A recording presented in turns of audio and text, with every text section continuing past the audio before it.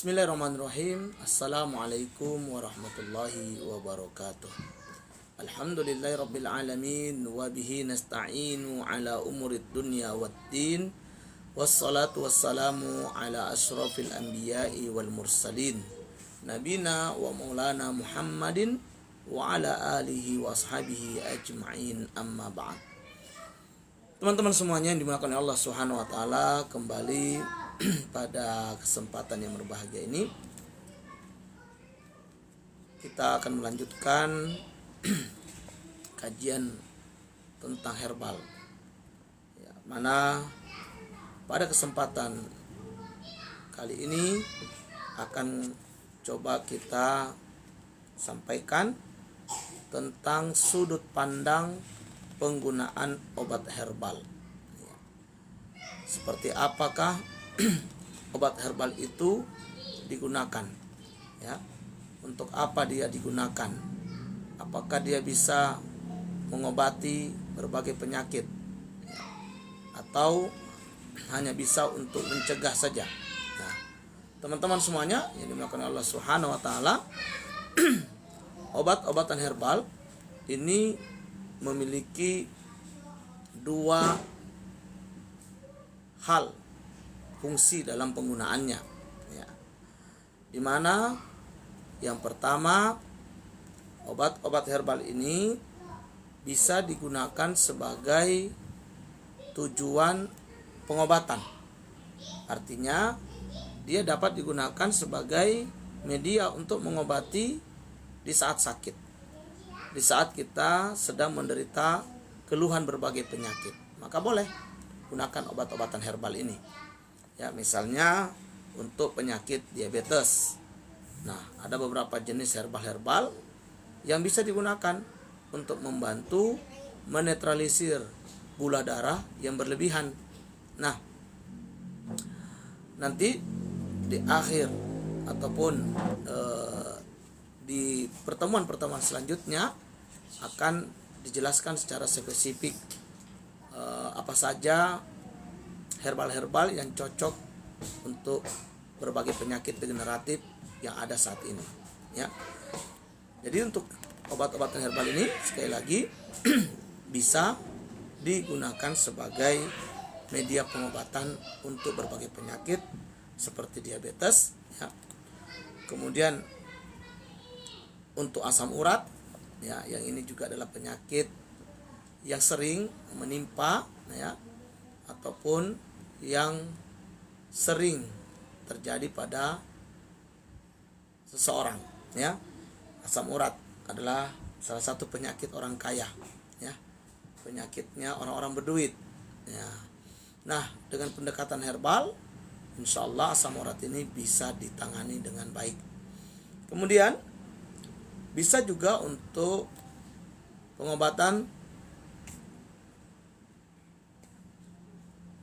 stroke dan jantung, Ada beberapa jenis herbal ini sangat bisa membantu untuk terapi pengobatan penyakit stroke dan jantung.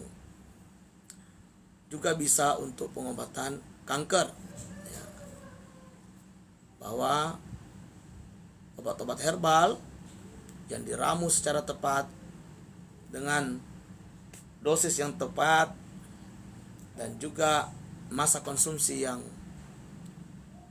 cukup, maka insya Allah akan membantu untuk mematikan sel-sel kanker yang ada, dan pada akhirnya kanker itu akan hilang dengan izin Allah Subhanahu wa taala. Yang selanjutnya, obat-obatan herbal penggunaannya juga bisa untuk membantu pengobatan pada kasus batu ginjal. Ada beberapa jenis herbal juga yang bisa dipakai. Insyaallah pertemuan-pertemuan selanjutnya akan dibahas secara lengkap satu demi satu untuk berbagai jenis penyakit-penyakit degeneratif dan bagaimana penanganannya secara pendekatan herbal, ya. Kemudian obat-obat herbal ini juga bisa digunakan untuk pengobatan hipertensi, tekanan darah tinggi, ya. Yang ini juga menjadi momok bagi para kaum tua atau mereka-mereka yang sudah memasuki usia 40 ke atas. Biasanya penyakit ini akan menyapa, maka dengan pendekatan herbal, obat-obatan herbal, insya Allah hipertensi bisa dicegah, dan bahkan bisa diobati jika memang sudah mengalaminya. Yang berikutnya adalah obat-obat herbal juga bisa membantu dalam proses pengobatan alergi. Nah, teman-teman semuanya yang dimuliakan oleh Allah Subhanahu wa taala, ini sudut pandang penggunaan obat herbal yang pertama, bahwa penggunaan obat herbal ini bertujuan untuk mengobati berbagai penyakit yang ada di tengah-tengah masyarakat. Tentu dengan ramuan yang tepat, dengan dosis yang tepat, dan juga waktu minum yang tepat, maka insya Allah obat herbal ini akan bermanfaat dalam membantu proses penyembuhan dari berbagai penyakit yang diderita. Teman-teman semuanya yang dimuliakan oleh Allah Subhanahu wa taala, selanjutnya ada tujuan lain daripada penggunaan obat-obatan herbal, yaitu bahwa obat-obatan herbal tidak sekedar digunakan untuk mengobati di saat sakit, namun ianya juga dapat digunakan untuk mencegah. Nah, jadi tujuan pencegahan, dan ini yang sebenarnya lebih utama. Dalam pepatah disebutkan mencegah itu lebih baik daripada mengobati. Sebelum kita sakit, maka jagalah nikmat sehat yang Allah beri. Jangan sampai kita sakit baru menyadari akan pentingnya menjaga nikmat sehat. Oleh karenanya teman-teman yang dimuliakan oleh Allah Subhanahu wa taala, mencegah ini menjadi lebih diutamakan. Maka di sini penggunaan obat-obat herbal itu dapat membantu mencegah dari terjadinya penyakit terhadap diri kita. Di antaranya misalnya bisa digunakan untuk mencegah prostat, yaitu penyakit yang biasa menimpa pada laki-laki tentunya. Karena prostat ini hanya ada pada laki-laki. Nah, prostat bisa dicegah dari terjadinya masalah, baik infeksi maupun lainnya. Itu dengan cara apa? Yaitu dengan cara kita rutin mengkonsumsi buah tomat. Ini tentu mudah, Tomat ada di sekeliling kita. Tomat bahkan termasuk bumbu dapur. Jadi kalau masak sayur, perbanyak tomatnya, atau kalau masak ikan, berikan tomat dan konsumsi.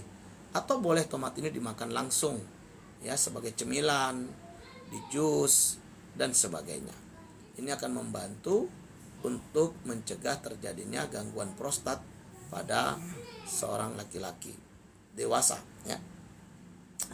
Selanjutnya bisa juga untuk mencegah dari kolesterol, yaitu kelebihan LDL, lemak jahat di dalam tubuh, yang akan bisa menyebabkan apabila teroksidasi, dia kemudian menjadi sebab munculnya plat di pembuluh darah, sehingga akan terjadi penyempitan pembuluh darah, sehingga aliran darah ini menjadi sulit untuk gerak, ya, tidak lancar. Nah, sehingga nanti akan mempengaruhi apa? Mempengaruhi kinerja organ-organ vital di dalam tubuh kita. Nah, kolesterol yang hari ini banyak dianggap menjadi sebab terjadinya penyakit-penyakit pada organ seperti penyakit jantung dan lain sebagainya, maka ini bisa dicegah dengan konsumsi herbal. Apa? Yaitu konsumsi habbatus sauda dikombin dengan bawang putih. Ya, ini bisa dikonsumsi, ya, setiap pagi sebelum makan. Kemudian juga bisa untuk membantu mencegah daripada kanker, ya, agar tidak terjadi pertumbuhan sel-sel kanker. Caranya dengan rutin mengkonsumsi minyak zaitun 1-2 sendok setiap pagi setelah bangun tidur sebelum sarapan. Ini akan membantu, ya, mencegah dari tumbuhnya sel-sel kanker yang dapat membahayakan organ-organ vital di dalam tubuh kita. Teman-teman semuanya yang dimuliakan Allah Subhanahu wa taala, kemudian obat-obat herbal manakala dikonsumsi juga dapat membantu untuk menguatkan atau mencegah dari osteoporosis, ya, mencegah terjadinya tulang keropos, ya. Nah, di mana osteoporosis ini tentu akan membuat seseorang mengalami masalah pada tulang, ya, baik pada tulang belakang maupun tulang kaki, sendi, ya, dan tangan, ya. Kalau terjadi, nah, akan mempengaruhi gerak. Teman-teman semuanya, ini maka Allah Subhanahu wa taala, ini bisa dicegah dengan apa? Misalnya mengkonsumsi habbatus sauda dengan adas, atau juga boleh dengan mengkonsumsi madu tualang, atau juga mengkonsumsi gamat gol, ya, teripang, ya.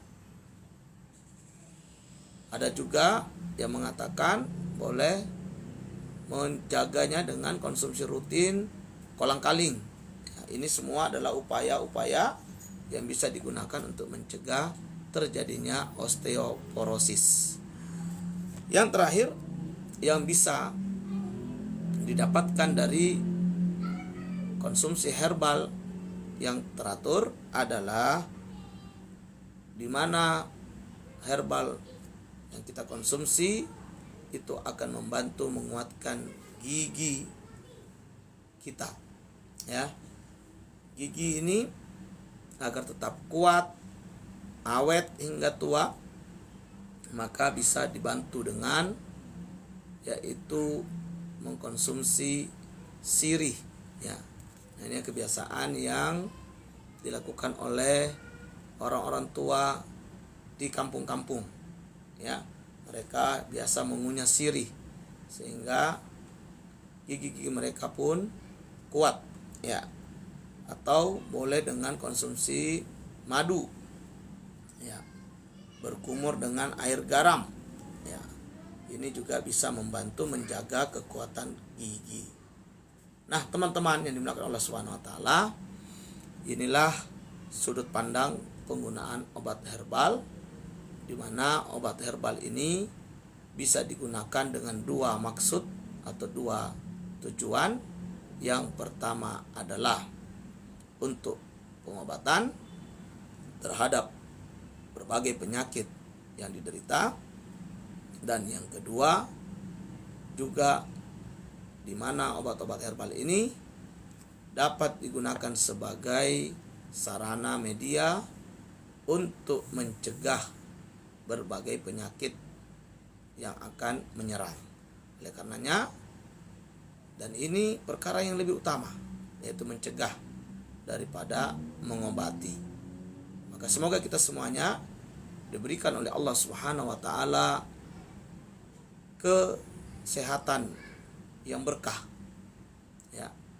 Dan kita juga diberikan oleh Allah Subhanahu wa taala kemampuan untuk menjaganya, mensyukurinya, dan tentunya selalu dapat menggunakan nikmat kesehatan ini dalam rangka mentaati Allah Subhanahu wa taala, berbuat kebajikan sehingga Allah ridho akan kehidupan kita. Teman-teman dimuliakan Allah Subhanahu wa taala, demikian apa yang bisa kita kaji pada pertemuan kali ini. Mudah-mudahan ada manfaat untuk kita semuanya. Wallahu a'lam bishawab. Barakallahu fikum. Subhanaka Allahumma wa bihamdik asyhadu an la ilaha illa anta astaghfiruka wa atubu ilaik. Assalamualaikum warahmatullahi wabarakatuh.